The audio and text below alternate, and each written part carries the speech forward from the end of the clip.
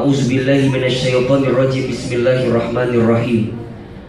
Wa min ayatihi an khalaqalakum min anfusikum azwajan litaskunu ilaiha wa ja'ala bainakum mawaddatan wa rahmah. Inna fi dzalika la ayatin liqaumin yatafakkarun.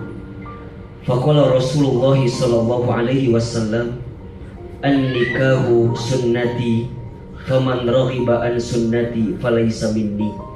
Shadaqallahul azim wa shadaqa rasuluhul karim, amma ba'd. Yang sama kita muliakan para alimil ulama, para kiai, para ustadz, para tokoh yang hadir pada kesempatan pagi hari ini. Yang sama kita hormati Ayahanda Nelwan, Bunda Ati, seluruh keluarga besar dari mempelai perempuan. Dan yang berbahagia pagi ini Adinda Putra, Adinda Zahra, yang mudah-mudahan kita doakan rumah tangga beliau sakinah mawaddah warahmah. Mudah-mudahan Allah berkahi rumah tangganya, Allah muliakan rumah tangganya, Allah angkat derajat rumah tangganya. Bukan hanya bersama di dunia, tapi insya Allah rumah tangga beliau berdua dikumpulkan di surganya Allah subhanahu wa ta'ala. Amin amin ya rabbal alamin. Adinda Putra dan Zahra yang berbahagia, ada 4 sikap yang harus Adinda hadirkan di rumah tangga agar rumah tangga Adinda senantiasa ada dalam keberkahan dan kebahagiaan. Ini sekaligus nasihat bukan hanya untuk Putra dan Zahra, tapi boleh jadi nasihat untuk kita semua yang sedang menjalani mahligai rumah tangga. Ustadz Hilman, apa di antara 4 sikap itu? Yang pertama yang harus Putra dan Zahra hadirkan di rumah tangga adalah sikap ikhlas ketika menjalani rumah tangga. Apa itu ikhlas? Ikhlas itu secara bahasa artinya at-tuhur, suci, bersih, bening. Secara istilah, ikhlas itu berarti menyandarkan setiap urusan kita hanya kepada Allah subhanahu wa ta'ala. Apa pesan yang ingin saya sampaikan kepada Putra dan Zahra? Hendaklah rumah tangga kalian nanti diisi niat seutuhnya hanya untuk Allah, karena Allah. Jangan mencintai pasangan kita karena hartanya, karena harta ada habisnya. Jangan mencintai pasangan kita karena parasnya, karena paras ada expirednya, ada kendurnya. Kalau bahasa Sunda mah ada peotnya, ada mengkerutnya, ada berubahnya. Betul apa betul? Jangan mencintai pasangan karena keturunannya, karena seorang anak dengan orang tua pasti berbeda adanya. Jangan mencintai karena fisiknya, karena fisik pasti ada lemahnya, mungkin ada sakitnya. Tapi cintai pasangan kita karena Allah, karena Allah. Maka kunci utama di rumah tangga itu, Adinda Putra dan Zahra, rumah tangga itu ibadah. Maka pesan Ahilman kepada Putra dan Zahra, titilah hari rumah tangga kalian dengan semakin mendekatkan diri kepada Allah subhanahu wa ta'ala. Kalau sedang punya masalah, angkat kedua telapak tangan, berdoa sama Allah. Kalau ada masalah, bangun di sepertiga malam, dirikan sholat tahajud, bermohon kepada Allah. Tidak ada masalah yang bisa diselesaikan kecuali dalam sujud kita kepada Allah subhanahu wa ta'ala. Maka nanti malam, bangun, dirikan sholat tahajud berjamaah, memohon kepada Allah agar rumah tangga kalian dihimpun dengan keberkahan dan kebaikan. Kita tidak pernah tahu sebelum kalian berumah tangga, boleh jadi ada kesalahan yang pernah kita lakukan, boleh jadi ada dosa yang pernah kita kerjakan. Dan hari ini izin Allah, Allah mengumpulkan kalian berdua dalam mahligai pernikahan. Pernikahan kita karena Allah, dilalui di jalan Allah, dan tujuannya harus karena Allah. Ikhlas karena Allah. Jangan terlalu berharap kepada manusia, Karena berharap kepada manusia itu patah hati yang disengaja. Jika ingin bahagia, berharapnya sama Allah saja. Innamal a'malu binniyat. Setiap perbuatan itu tergantung niatnya. Wa ma umiru illa liya'budullaha mukhlisina lahuddin. Dan tidak ada satu perkara kecuali Allah akan terima amal perkara itu saat engkau ikhlas menjalaninya di hadapan Allah Subhanahu wa ta'ala. Maka sikap pertama, ikhlas menjalani rumah tangga. Kalian dipertemukan karena Allah, disatukan karena Allah, nanti melangkah bersama karena Allah, dan dipisahkan pun nanti harus karena Allah. Apa tujuan kita? Bersama di dunia, bersama di surga. Maka putra, jadikan Zahra sebagai istri satu-satunya. Dan Zahra pun juga harus yakin bahwa putra adalah suami terbaik yang Allah datangkan untuk Zahra. Dan itulah yang akan menguatkan kita. Hati-hati dengan bicara. Jangan mudah mengatakan kalimat, mohon maaf ya, talak, cerai, benci. Diharamkan dalam Islam. Jangan mudah mengatakan kalimat itu. Ketika Anda tadi mengatakan, saya terima nikahnya Fulana binti Fulan dengan mas kawin sekian-sekian dibayar tunai, apa maknanya? Saya siap menerima apapun yang ada di istri saya. Kebaikannya saya terima, keburukannya pun saya terima. Bahkan hari ini malaikat menjadi saksi, semesta menjadi saksi. Yang hadir di sini bukan hanya manusia wahai putra, tapi yang hadir di sini juga ada malaikat, beribu malaikat. Mereka menghimpun kita, duduk di antara kita. Bahkan mohon maaf, ketika tadi putra mengatakan saya terima nikahnya, itu bukan hanya janji kepada orang tuanya, kepada pamannya, atau kepada walinya. Bukan hanya itu, tapi putra sedang berjanji kepada Allah Subhanahu wa ta'ala bahwa putra tidak akan pernah menyakiti perempuan yang putra nikahi. Maka yang pertama, sikap yang harus dihadirkan adalah ikhlas. Ikhlas karena Allah. Yang kedua, sikap yang harus dihadirkan di rumah tangga agar bahagia dan penuh keberkahan, sikapnya adalah sikap ridho. Sikap ridho. Ahilman, apa itu ridho? Ridho itu artinya sikap menerima apa yang Allah hadirkan dalam kehidupan kita. Kalau kita mencintai karena kelebihannya, itu biasa ya. Kalau kita mencintai pasangan karena sesuatu yang menarik dalam pandangan kita, itu biasa. Tapi bagaimana ke depan putra dan Zahra harus bisa menerima kekurangan yang ada di pasangan kita. Punten, mohon maaf, mungkin sebelum menikah kita taunya yang baik-baiknya saja. Tapi nanti setelah berumah tangga, putra atau Zahra akan tahu apa kekurangan dari pasangan kita. Maka apa kuncinya? Ridho. Ridho. Kelebihan pasangan jadi pahala syukur, kekurangan pasangan jadi pahala sabar. Syukuri kelebihannya, tutup kekurangannya. Hari ini banyak, mohon maaf ya, pasangan rumah tangga yang suka menceritakan aib pasangannya di sosial media. Jangan sampai. Pasanganmu itu adalah pakaian untuk dirimu. Jadi apa yang ada di pasanganmu adalah tentang dirimu. Maka jangan pernah menceritakan tentang aib pasanganmu kepada orang lain. Terimalah apa yang Allah berikan kepada kita, itulah yang terbaik. Itu namanya sikap ridho. Kalau Zahra, kalau putra ingin Allah ridho dengan kehidupan kalian berdua, kuncinya putra dan Zahra harus ridho dengan semua ketentuan Allah. Boleh jadi ya, setelah ini kita lihat, kok istri saya begini ya, kok suami saya begini ya, kok kayaknya beda harapannya sebelum nikah, kayaknya gak begini harapan saya, kok datangnya begini. Ridho. Terima.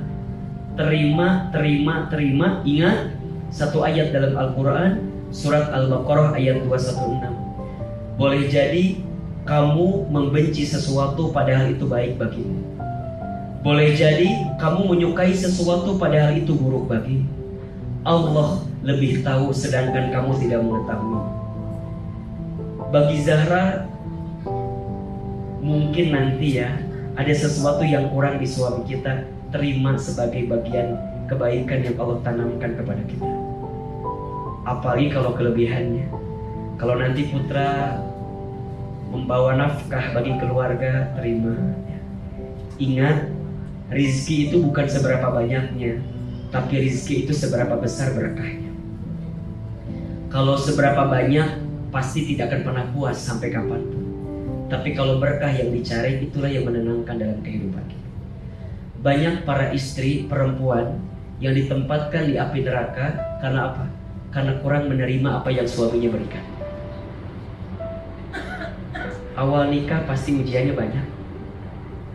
Dikali ke rumah tangga 5 tahun pertama itu luar biasa. Mungkin putra pekerjaannya belum apaan, mungkin penghasilannya masih 1 digit. Terima saja, pelan-pelan dampingi.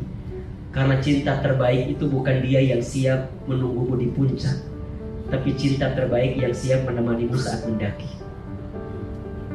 Catat buat status hari Senin itu ya. Jadi nanti ya, temani, terutama Zahra ya. Hebatnya laki-laki itu biasanya karena ada perempuan hebat di sampingnya. Hebatnya laki-laki itu karena ada perempuan hebat di sampingnya.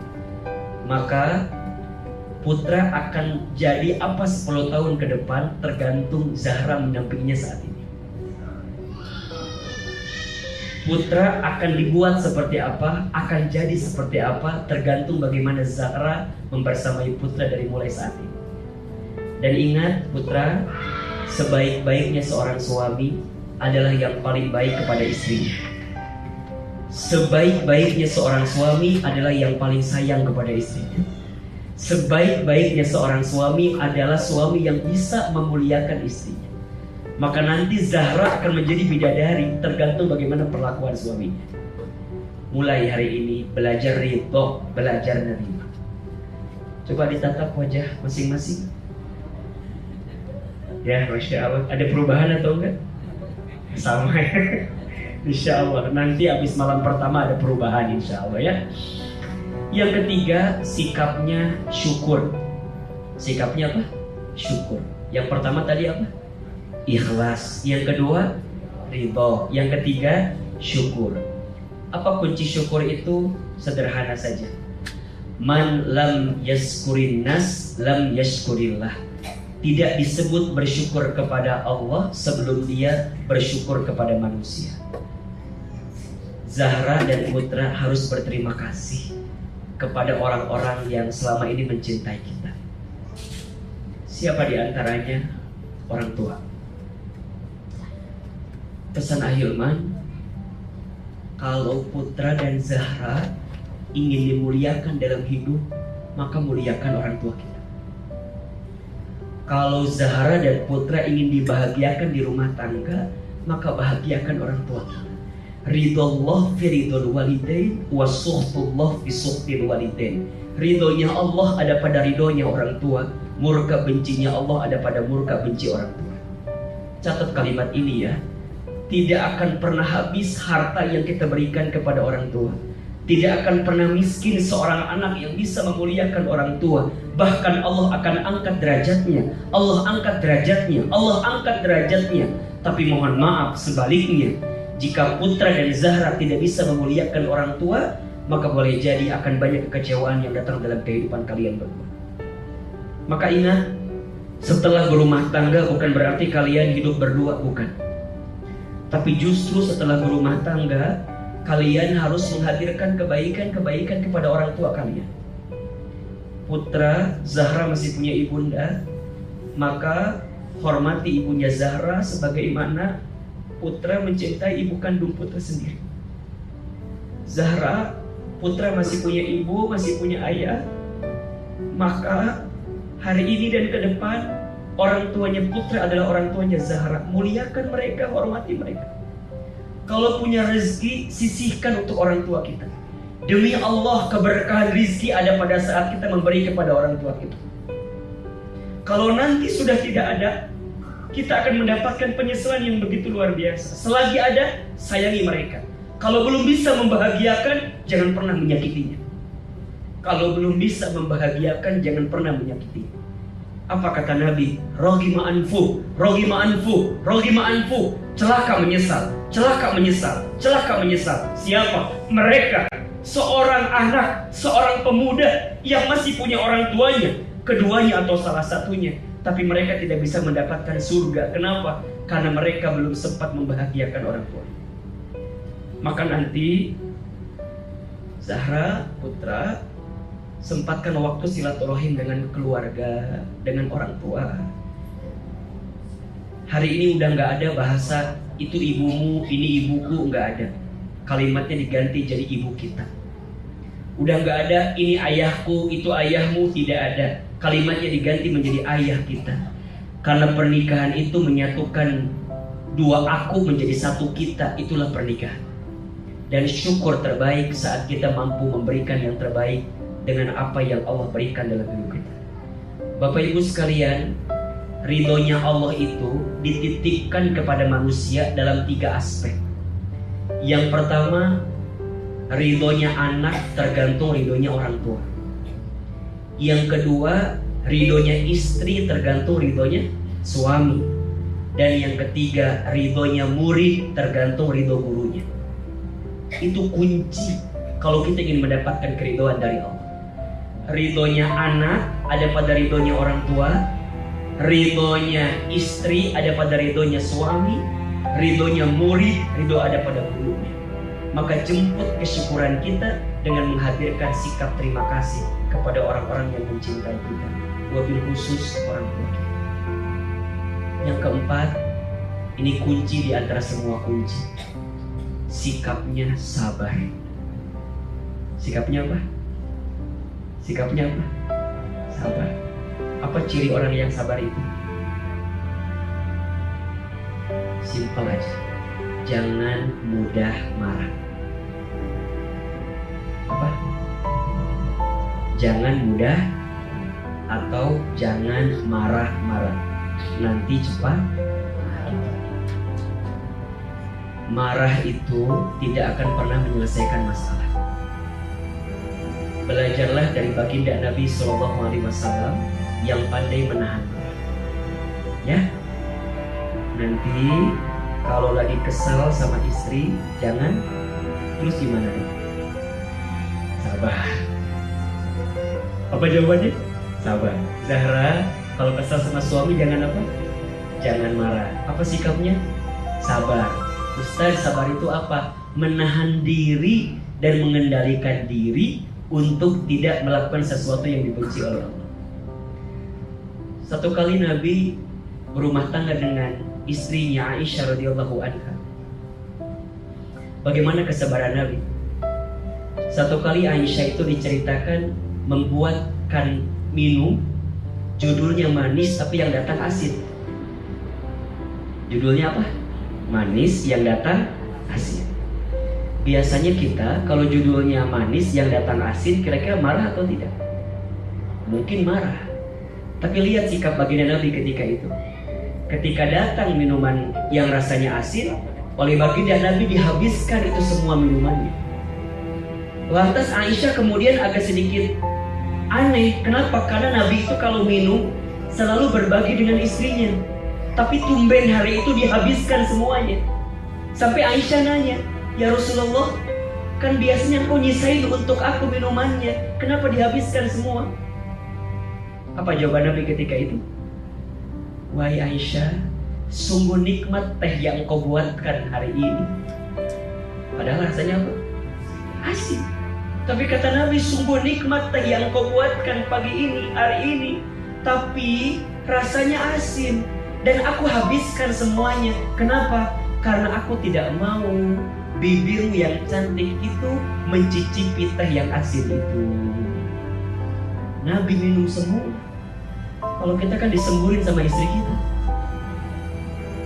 Ditambah dengan marah-marah yang lain, Masya Allah. Satu kali Nabi pulang kemalaman. Ketika sampai rumah, Nabi mau nutup pintu kamar, khawatir istrinya lagi tidur, takut ngeganggu. Apa yang Nabi lakukan? Nabi gak nutup pintu kamar, Nabi milih tidur di depan pintu kamar itu. Dan tanpa disadari, Aisyah pun di kamar nunggu Nabi pulang. Aisyah pun ternyata nunggu di balik pintu kamar. Dan ternyata malam itu Nabi tidur di depan pintu kamar, Aisyah tidur di balik pintu kamar. Dan malam itu mereka tidur dihalangi dengan pintu kamar. Kalau suami kita kumaha? Ngegedor apa enggak kira-kira? Tidak akan pernah selesai masalah dengan marah-marah. Maka apa kata Nabi nasihatnya? La taghdab walakal jannah. Jangan marah, bagimu surga. Berarti kalau yang suka marah di mana tempatnya? Yang suka marah di mana tempatnya? Nah, itu jawabannya. Duhai para suami, jangan suka marah-marah sama istrinya ya.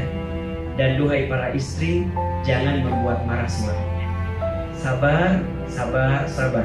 Ustaz, apakah sabar ada batasnya? Tidak ada. Sabar itu tidak ada batasnya, karena pahala sabar juga tidak ada batasnya. Ustaz, tapi kan susah sabar terus. Iya, karena pahalanya surga. Kalau ringan pahalanya kipas angin. Kalau ringan pahalanya apa? Kulkas satu pintu. Kalau ringan piring cantik dan payung cantik. Bukanlah kesabaran jika masih mempunyai batas. Bukanlah keikhlasan jika masih merasakan sakit. Tidak ada kunci rumah tangga bahagia kecuali sabar menerima apapun yang Allah berikan kepada kita. Salamun alaikum bima sobartu. Nanti di surga orang yang sabar akan disapa oleh malaikat. Salamun alaikum bima sobartum. Selamat untuk kamu sekalian yang sabar selama hidup di dunia. 4. Sikap kunci rumah tangga berkah bahagia. 1. Ikhlas. 2. Ridho. 3. Syukur. 4. Sabar. Mudah-mudahan ini kunci yang bisa melahirkan kebahagiaan. Ahilman, izin Allah, sudah menikah hampir 9 tahun. Istri saya 3 ya, anaknya. Jangan kaget dulu ya. Jadi insya Allah ada sedikit pengalaman lah yang bisa dibagikan. Banyak belajar. Ingat ya, rumah tangga itu apa waktu nasihat sebelum menikah tuh waktu itu? Rumah tangga itu sekolah yang paling lama. Kalau sekolah yang paling lama berarti belajarnya juga lama. Kalau belajarnya lama berarti ujiannya juga banyak. Boleh jadi setiap hari ada ujian, ada ujian, ada ujian. Bismillah.